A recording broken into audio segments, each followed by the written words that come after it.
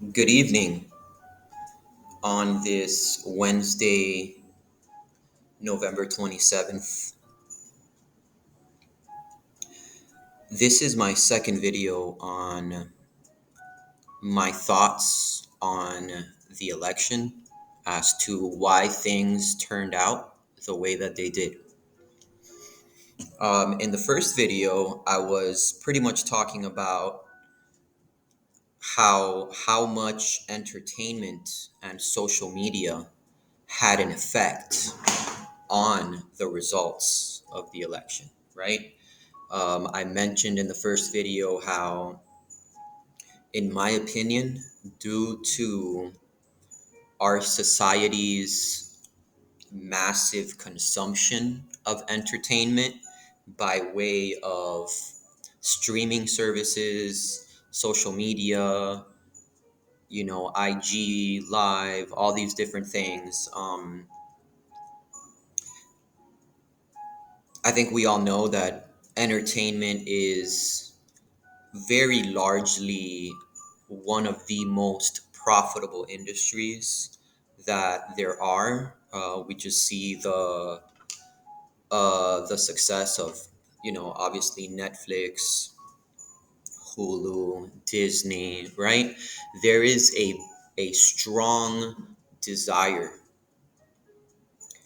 to consume entertainment in our society, right? As a result of the amount of entertainment that we consume, it has certainly made it harder for our society as a whole to consume more educational media, right? A lot of times, much of the entertainment that people watch, especially the most popular entertainment, is not necessarily the most educational. Usually, it's sort of the opposite, right? So, for example, a lot of the movies that are popular, a lot of the entertainment, the songs, the music that are top charts are usually entertainment that reinforces the structure that we have right now in the United States, specifically a capitalist structure, right? A lot of the movies, shows that we watch will give us a narrative that is conducive to the success of capitalism and especially the capitalist mindset, right?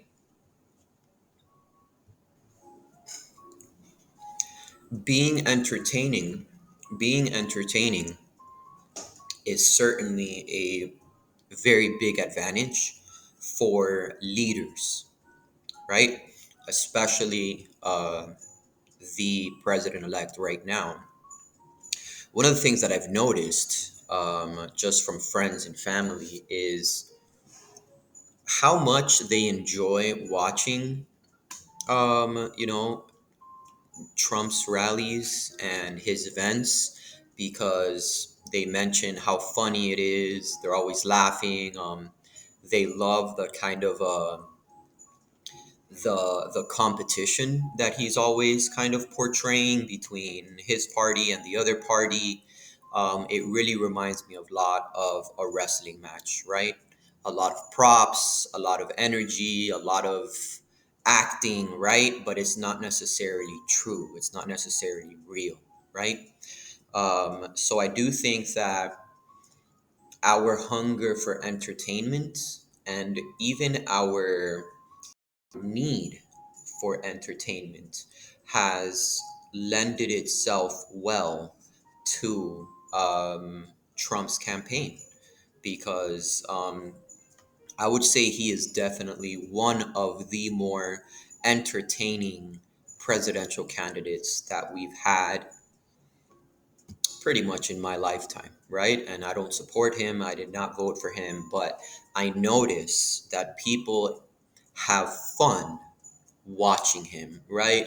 And listening to all the drama that he brings up.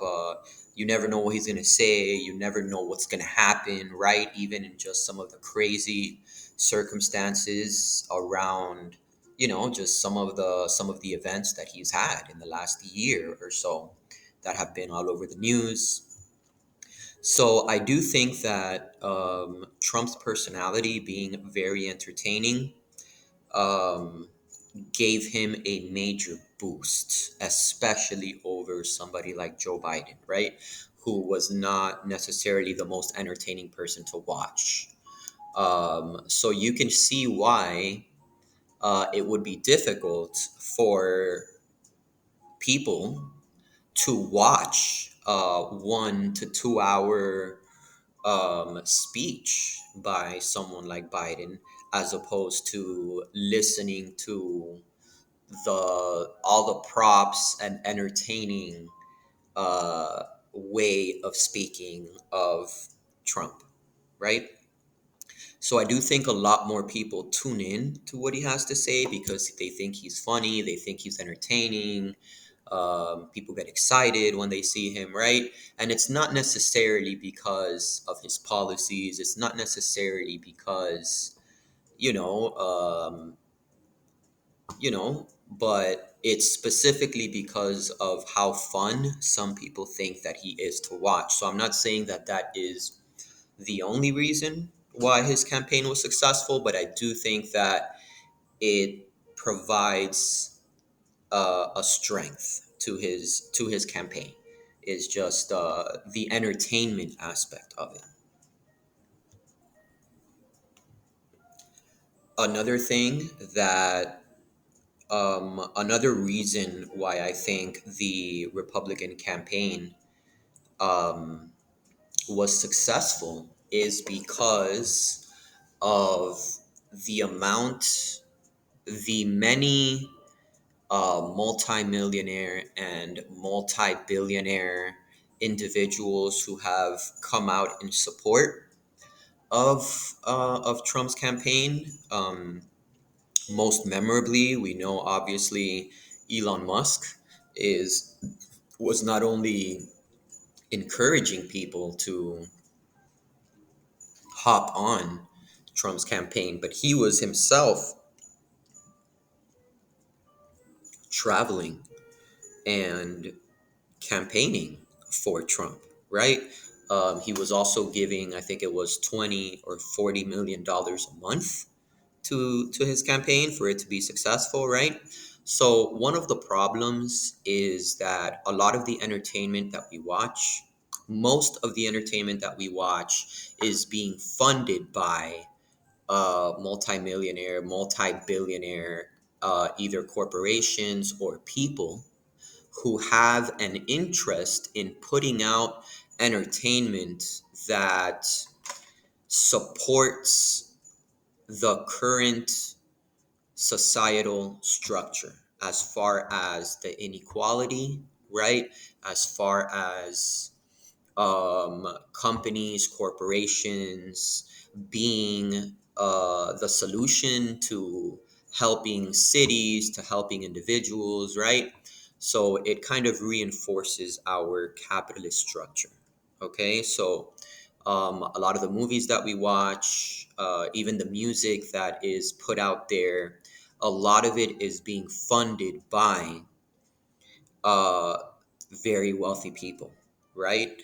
And because it's being funded by these wealthy people, it usually is not going against the kind of system that supports their wealth, right? So they have an interest in putting out media that convinces people that either the way things are or